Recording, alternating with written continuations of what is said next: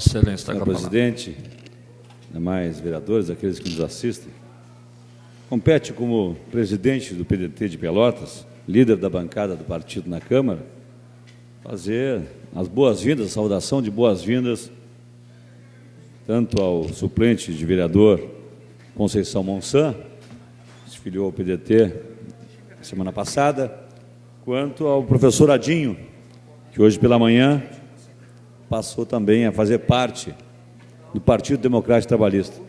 Eu disse ao professor Adinho que lugar de professor é no PDT, que pela trajetória dele, pelo histórico de toda a vida do professor Adinho como vereador, conhecido nessa cidade, como profissional também da educação, ele não teria lugar mais confortável, mais de acordo com os próprios princípios do vereador Adinho, do que o PDT. Tenho certeza que a vinda do Conceição Monsan e a do vereador Adinho vai enriquecer o Partido Democrático Trabalhista em Pelotas. Então, boas-vindas a essas duas lideranças importantíssimas que nós tivemos a honra aí de acolher na semana passada. Queria fazer também uma reflexão rápida a respeito do tema que foi abordado nessa manhã e até indicar, por que não, para que as pessoas que estão nos ouvindo em casa possam, no YouTube, assistir a entrevista do dia 23 de março, que a ministra vice-presidente do STF, e que será agora em seguida presidente do STF, ministra Carmen Lúcia, deu ao jornalista Roberto Dávila. Eu chamo a atenção para essa entrevista, primeiro porque a ministra Carmen Lúcia ela não tem clara identificação com essa ou aquela disputa que está se dando no país em termos partidários. Nós não vemos assim ela com cores nem dessa ou daquela corrente. É uma pessoa que faz uma análise jurídica de um tema nacional importante que nós estamos vivendo no país, mais uma vez, que é a questão de quando é que o processo de impeachment, de impedimento, ele é algo constitucional. Quando é que o impeachment é algo constitucional e quando é que o impeachment, rompendo aquilo que diz a Constituição, pode ser categorizado como um golpe, uma ruptura da ordem constitucional.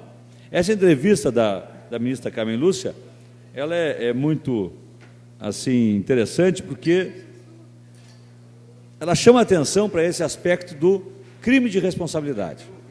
Ela diz, e eu vou só pensar alguns temas que eu achei relevantes para depois vocês assistirem, cada um assistir pessoalmente, eu coloquei inclusive disponível na minha página do Facebook, quem quiser vai ali, 12 Marcos Cunha, vai encontrar facilmente no Facebook essa entrevista da ministra Carmen Lúcia.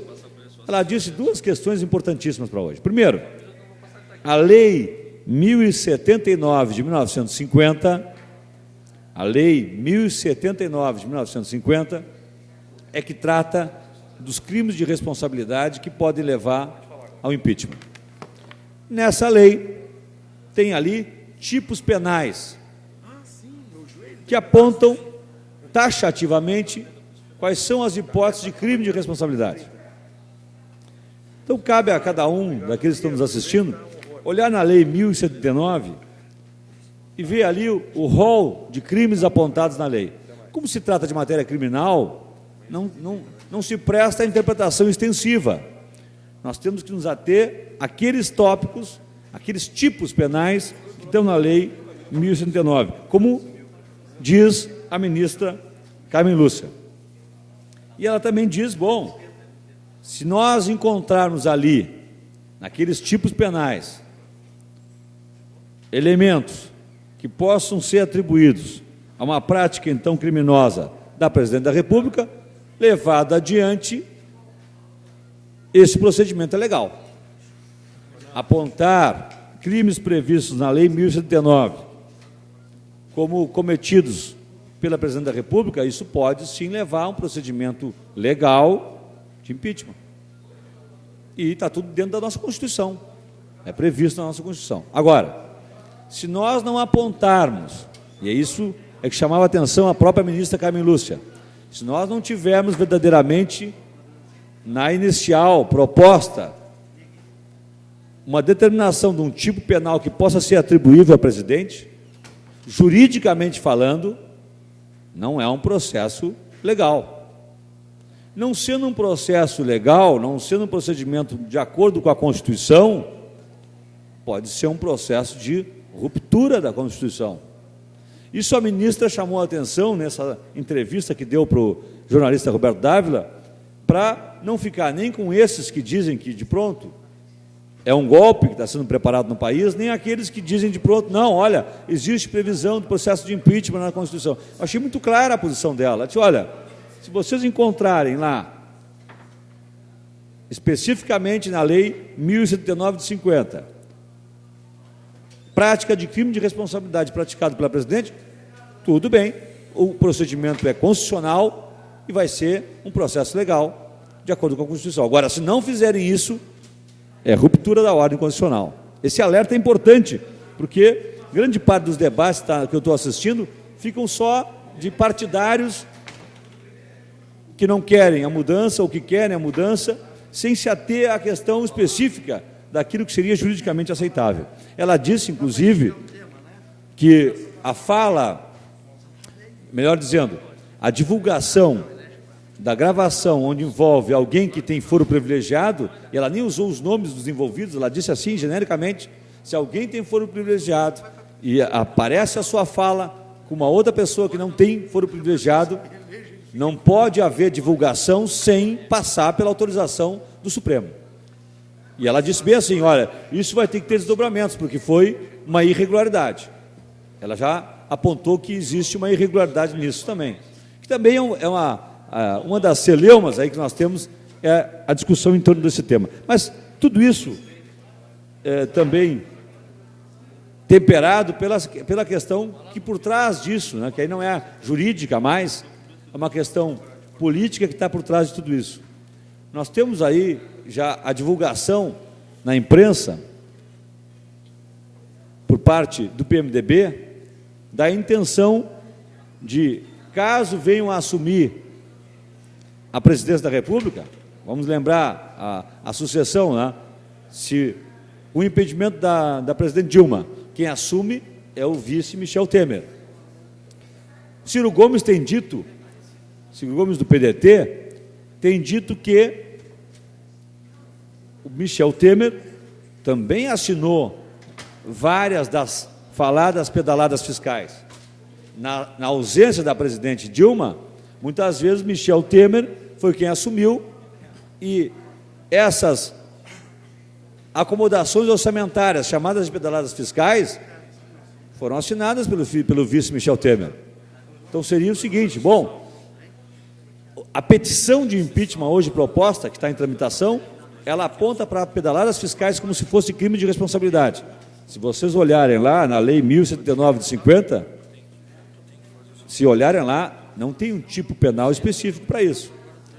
Mas vamos dizer que seja entendido que seja, que se enquadre, possa ser afastada a presidente por isso. Assumiria o vice, mas o vice também assinou, Teríamos também o impeachment do vice? Bom, teríamos das duas uma.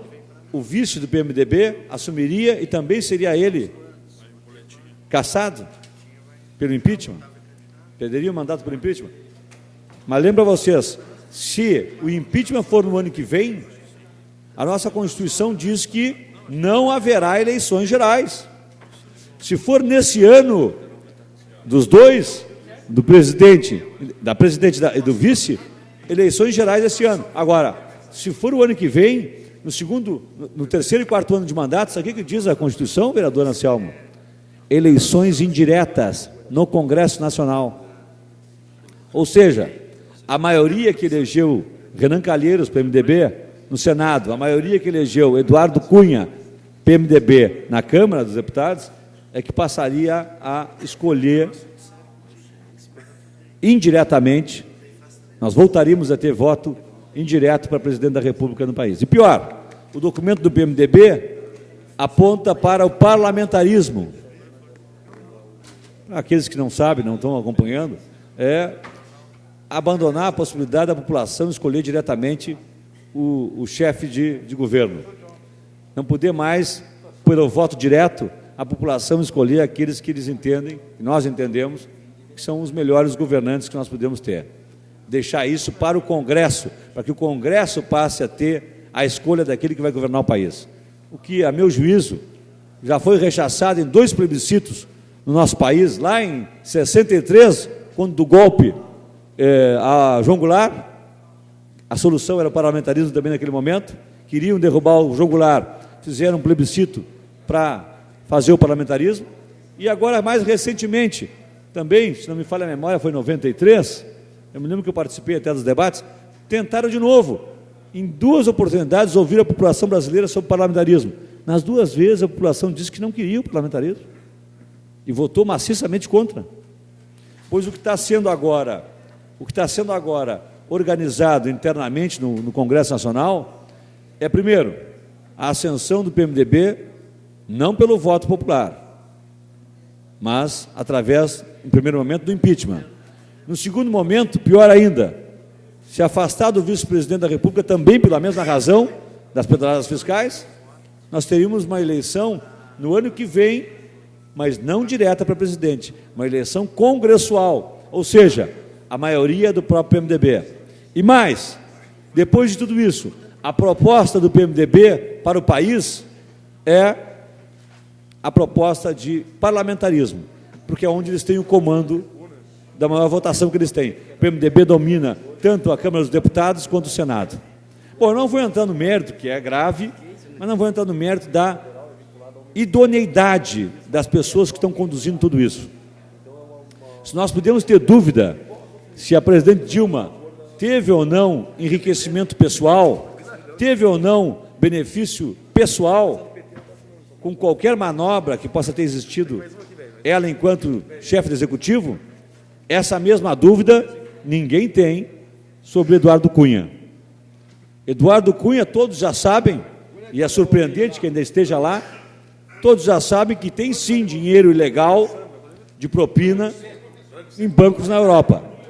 É sabido que Eduardo Cunha não é pessoa idônea. Se a presidente Dilma é ou não, está sendo discutido. E pode até vir a aparecer um dado novo que indique que não é. Até hoje, não se tem nada, absolutamente nada, a respeito dela pessoalmente.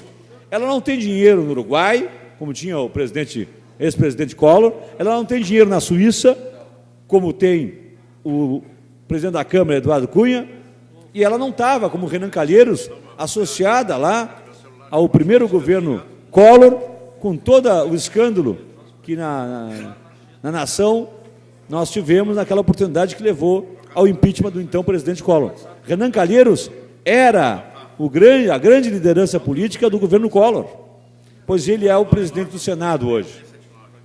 A idoneidade das pessoas que estão com a rédea na mão do processo também é surpreendente. Eu disse, outro dia manifestei no Facebook a minha inconformidade com isso, né? Quem tem nas rédeas a mão do processo de dar prosseguimento ou não dar prosseguimento, avalizar ou não, se há ou não indícios graves que possam levar ao impedimento da presidente, é uma das pessoas que sabidamente, inquestionavelmente, por unanimidade, é considerada por todos nós pessoa inidônea, uma pessoa que não deveria estar mais na direção da principal casa política popular que nós temos no país, que é a Câmara dos Deputados, para onde vão todos os representantes da população brasileira. Infelizmente, esse é o drama que nós estamos vivendo no país, né? Um governo difícil de defender e uma oposição muito difícil de apoiar. Obrigado.